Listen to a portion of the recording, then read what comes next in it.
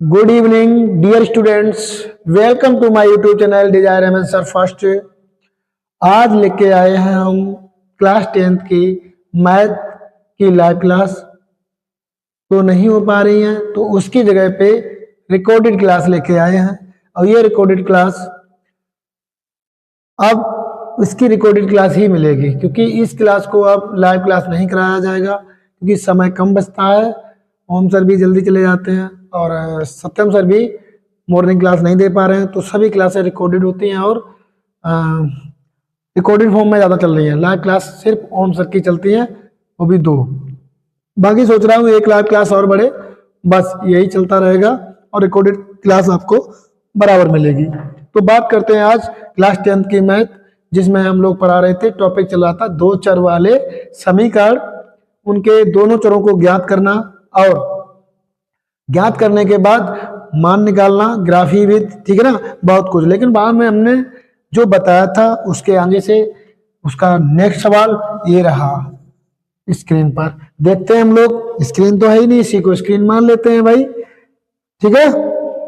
चलिए सवाल है, 2 संख्याओं का योग 13 है। कितना है? 2 संख्याओं का योग 13 है। 2 संख्याओं का योग 2 संख्याओं का योग 13 है और उनके वर्गों का योग और 13 है। और देखो 13 और उनके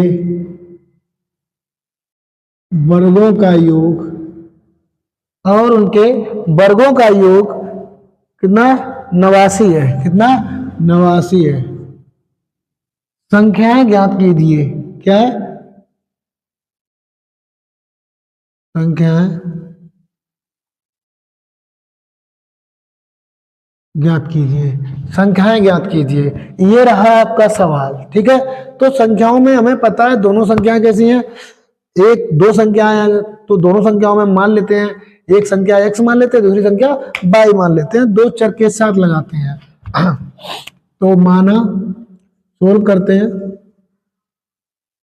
माना पहली संख्या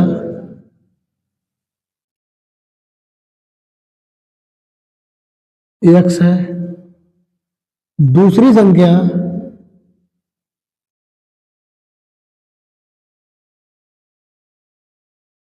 y है, ठीक है ना। अब हम लोग ये देखेंगे, संख्याएं हमने जो मान ली है उसके बाद हम लोग ज्ञात करते हैं कि इन संख्याओं के बारे में जो शर्तें दी गई थी, जो नियम दिए गए थे, उन नियम को लागू करते हैं इन पर। करो भाई। प्रथम शर्तानुसार, प्रथम शर्तानुसार पहली शर्त क्या कहती है?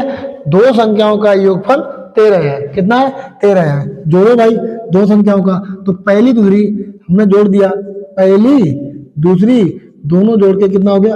13। इसको हमने समीकरण नंबर 1 मान लिया। क्या मान लिया? समीकरण नंबर 1, क्योंकि ये समीकरण नंबर 1 बन भी गया है। अगर ये समीकरण नंबर 1 बन गया है तो मान भी लिया हमने। अब देखते हैं नेक्स्ट, द्वितीय शर्त। दूसरी शर्त क्या कहती है?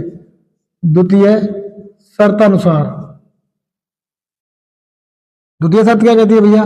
दूसरी शर्त कहती है कि इन दोनों संख्याओं के वर्गों का योग, जो संख्याएं हैं उनका पहले वर्ग करें फिर योगफल करें। तो पहली संख्या का वर्ग और दूसरी संख्या का वर्ग, दोनों का योग किया, कितना हो जाएगा? 89। कितना हो जाएगा? 89, ठीक है। इसका समीकरण नंबर 2, अगर हम आपसे कहें कि इन दोनों समीकरणों को हम विलोपन विधि से यूज करें, नहीं कर पाएंगे। यहां हमें यूज करना पड़ेगा प्रतिस्थापन विधि। कौन? प्रतिस्थापन विधि। किसी एक चर का मान निकाल के दूसरे चर में या दूसरे समीकरण में रख देंगे, तब मान निकलेगा। चलिए तो पहले समीकरण से निकालते हैं समीकरण नंबर 1 से। तो x प्लस वाई बराबर 13, तो x बराबर क्या हो जाएगा? y इधर जाएगा तो 13 माइनस वाई, तो x बराबर हो जाएगा, सॉरी इसी को मान लेते हैं, यही मान रख देते हैं समीकरण नंबर 2 में। तो लिखते हैं समीकरण नंबर 2 में x का मान रखने पर। रखो भैया 2 में, इसमें रखो x का मान, तो x की जगह क्या रखेंगे 13 माइनस बाई, तो 13 माइनस बाई का होल वर्ग, ये क्या है वर्ग है, होल वर्ग चढ़ गया, फिर क्या ये बाई है, बाई स्क्वायर, फिर क्या है 89 है। इसको a माइनस बी का होल वर्ग है, खोल देते हैं, तो a माइनस बी, तो a की जगह पे क्या है 13, तो 13 का वर्ग, तो 13 का वर्ग प्लस b की जगह पे क्या है बाई, बाई का वर्ग, फिर -2ab, -2 a की जगह पे 13, b की जगह पे बाई, फिर क्या प्लस के बाई बराबर 89। तो देखो 13 13 169 हो गया, बाई स्क्वायर 2 बाई स्क्वायर, 13 दूनी 26 बाई बराबर 89। अब देखो 89 को इधर में लाते हैं, उनको हम क्रम से लिखते हैं। बहुपद में क्या होता है, जो घातों का क्रम होता है वो घटते हुए होता है, तो उस क्रम को देखकर बात करते हैं। चलिए भैया, तो 2 बाई स्क्वायर पहले, फिर 26 बाई, फिर ये 169, फिर ये इधर आएंगे तो किसके हो जाएंगे माइनस के 89 इक्वल टू 0, इधर 0 बचा, क्या बचा 0, तो हम इसमें से घटा लेंगे, तो 2 बाई स्क्वायर 26 बाई और कितना बचेगा 9 में से 9 गया 0, 16 में से 8 गए 8, 80 बचा, 2 का भाग चला जाएगा तो कर देते हैं, तो बाई स्क्वायर 2 कॉमन ले लिया, तो यहाँ 13 बचा, यहाँ कितना बचा 40 बचा, कितना बचा 40, 2 भाग में चले गए, तो बाई स्क्वायर 13 प्लस 40, 2 उधर भाग में जाएंगे तो 0 में भाग जाएगा तो क्या आएगा 0 आएगा, जब 0 है तो जायज की बात है, ये बन गया हमारा 2 घात समीकरण। अब 2 घात समीकरण क्या होता है भैया, जो चर होता है उसके करते हैं गुणनखंड, और गुणनखंड करने के बाद जोड़ा बनाते हैं, तो चर हमारा क्या है 40, तो 2 दूनी 4, 2 एकम 2 और 2 पंचे 10, 5 एकम 5। अब देखते हैं भैया 13 आ जाना चाहिए, तो दूनी 4, 4 दूनी 8 एक तरफ, 5 एकम 5 एक तरफ, 8 5 13, 8 5 13। चलिए, तो by square 8 plus 5 by plus 40 बराबर 0, तो बाई क्या करते हैं गुणा, तो by square 8 by plus minus minus 5 by plus 40 बराबर 0,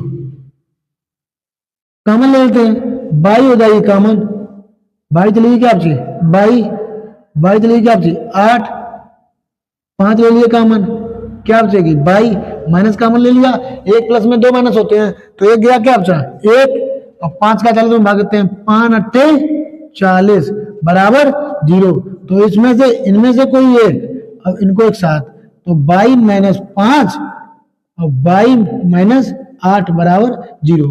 अब क्या करते हैं, 2 पद है, एक बार इसके बराबर 0, एक बार इसके बराबर 0, तो हो जाएगा, तो बाई माइनस 5 बराबर 0, तो बाई बराबर 5 उधर जाएगा, किसका हो जाएगा प्लस का 5, किसका हो जाएगा प्लस का 5, 8, तो बाई माइनस 8 बराबर 0, तो 8 उधर जाएगा, किसका हो जाएगा, तो बाई बराबर प्लस का 8 हो जाएगा, तो देखो बाई बराबर 5 आया, बाई बराबर 8 आया, तो इसमें माना जाएगा कि अगर बाई बराबर हम 5 माने तो x बराबर कितना होगा 8, क्योंकि टोटल मिला के कितना है 13, तो बाई का जब 5 रखेंगे 5 जाएगा तो x का क्या आएगा 8, और बाई बराबर 8 मानेंगे तो x बराबर आएगा 5, तो 2 बाई के मान आए, 2 x के मान आए, इस चर में या इस समीकरण में दोनों चरों के मान अलग अलग 2 आए, ठीक है, तो ध्यान रखना, स्क्रीनशॉट ले लो, ले लिया। चलिए अब हम बात करते हैं सेकेंड सवाल की, तो सेकेंड सवाल देखते हैं, सेकेंड सवाल,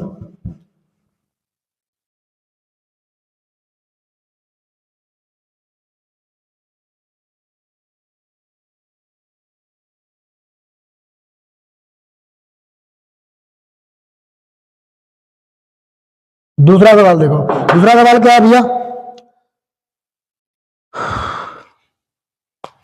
दूसरा सवाल है किसी संख्या और उसके व्युत्क्रम का योग 4 है, कोई संख्या, सवाल किसी संख्या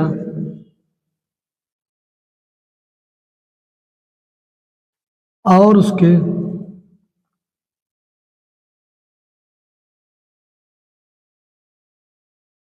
व्युत्क्रम का योग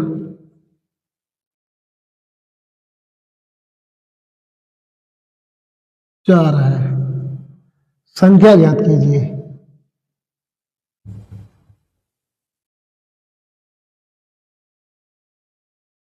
संख्या ज्ञात कीजिए। इसे लगा ले भैया, इंपॉर्टेंट है ये क्वेश्चन।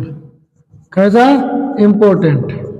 IMPT इंपॉर्टेंट क्वेश्चन है, बढ़िया क्वेश्चन है, ध्यान रखने योग्य क्वेश्चन है और बहुत इंपॉर्टेंट है एग्जाम को लेकर के। ठीक है, तो चलिए, किसी संख्या और उसके व्युत्क्रम का योग 4 है, तो संख्या, तो माना की पहले संख्या मान लेते हैं, तो लिखते हैं माना कि संख्या बराबर, माना कि संख्या बराबर x है। मैंने मान ली संख्या x है, माना संख्या x है। अगर संख्या x है तो शर्त देख लेते हैं, शर्तानुसार। भैया इन्होंने शर्त क्या दी? शर्त क्या? संख्या, हमने लिख ली संख्या। इन्होंने कहा संख्या, हमने लिख ली संख्या। फिर इन्होंने कहा उसके व्युत्क्रम, और व्युत्क्रम मीन्स होता है उल्टा। उल्टा कैसे करेंगे? x, जब उल्टा नहीं कर पाएंगे तो उसके बटे में एक तो कर सकते हैं। अब एक कर सकते हैं तो एक ऊपर हो जाएगा, x नीचे। अब तो दिखेगा उल्टा हुआ, खाली x नहीं दिखेगी उल्टी हुई, लेकिन अब दिखेगी। बटे में एक लगाते हैं, एक ऊपर आएगा, x नीचे आएगा, तो एक ऊपर x नीचे, तो आंसर आएगा 1/x। तो हम लिखते हैं 1/x बराबर कितना हो जाता है? योग, दोनों का योग करेंगे कितना होगा? 4। इसकी भिन्नल कर लेते हैं, x से कम x, x से कम x, 1 एकम 1 बराबर 4/1। वज्र गुणा करने पर तो x स्क्वायर 1 4x, ठीक है, 4x कर ले आओ, x स्क्वायर 4x प्लस 1 बराबर 0। ये तुम्हारा समीकरण बन गया। क्या बन गया? समीकरण बन गया। अब ये दो घात समीकरण है, क्योंकि अगर देखें तो इसमें यहाँ कोई चर तो है नहीं, यहाँ कोई चर, ये अचर पद है, यहाँ भी नहीं, यहाँ एक्स स्क्वायर का गुणांक भी नहीं, तो यहाँ ये पद लगाना बहुत कठिन है। तब यहाँ पर हम यूज करते हैं श्री धराचार। क्या यूज करते हैं? श्री धराचार। चलो हम ही करवा देते हैं। अरे चलो आप लोग कर लेंगे, सूत्र होता है फॉर्मूला, हम मान निकाल दे रहे हैं और आपको करना है, और इसका आंसर कल के कमेंट बॉक्स में देना है, ठीक है ना। श्री धराचार, धराचार नियम, श्री धराचार क्या होता है भैया? श्री धराचार, अब पहला समीकरण देखो, ax square plus bx plus c equal to, अगर 0 हो से तुलना करें, ठीक है ना, तुलना करें इससे, तो ये समीकरण अगर है तो हम श्री धराचार लिखेंगे। x बराबर हम लिख सकते हैं, ये किसका है? x का है। x बराबर minus B plus minus B square minus 4ac upon 2a। तो x बराबर क्या मान निकाल लेते हैं, x स्क्वायर, तो ये भी यहाँ एक, x स्क्वायर का गुणांक, x स्क्वायर का गुणांक, x स्क्वायर का गुणांक क्या है? a, यहाँ क्या है? 1, a बराबर 1। यहाँ bx, यहाँ 4x, यहाँ bx प्लस की है, यहाँ माइनस की, तो b बराबर क्या हो गया? b बराबर माइनस के 4। फिर यहाँ c बराबर क्या है? 1, तो हम लिख लेते हैं c बराबर 1। चलिए मान रख लेते हैं, तो x बराबर माइनस के b 4 है, प्लस के हो जाएंगे, प्लस माइनस माइनस 4 का होल वर्ग माइनस 4, a का मान 1, c का मान c, तो 2, c का मान 1 है, a का मान 1 है, तो x बराबर हो जाएगा प्लस के 4 प्लस माइनस 4 चौकू 16 माइनस प्लस हो जाएगा 4 एकम 4 बटे 2 है, तो x बराबर देखो 4 प्लस माइनस 16 में से 4 कितने बचे? 12 बटे 2, क्या होगा?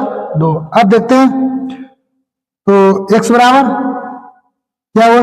देखो 12 का हम गुणनखंड करते हैं, क्या करते हैं? गुणनखंड। तो 12 गुणनखंड क्या करेंगे तो हो जाएगा 12, तो 2 छंग 12, 2 3 6, 2 3 6, तो देखते हैं कितना आएगा। एक जोड़ा बनेगा 2 का, तो 2 हो जाएंगे बाहर, तो 4 प्लस माइनस 2 आ जाएंगे बाहर, और यहाँ हो जाएगा 3 बटे 2। 2 ले लेते हैं कॉमन, क्या लेते हैं? कॉमन, तो x बराबर 2 ले लिए कॉमन, 2 बचे, प्लस माइनस चला गया कॉमन, ये बचा बटे 2, 2 से 2 खत्म हो गया, जब खत्म हो गए तो एक्स बराबर क्या होता है 2 प्लस माइनस √3। तो एक बार प्लस में लगता है, एक बार माइनस में। आज की क्लास यहीं तक है, नेक्स्ट क्लास कल फिर से मिलेगी रिकॉर्डेड। टेंशन मत लीजिएगा, धैर्य रखिएगा, खुश रहिएगा, क्लास को अच्छे से तैयार करिएगा। सभी को good bye, thank you, good night.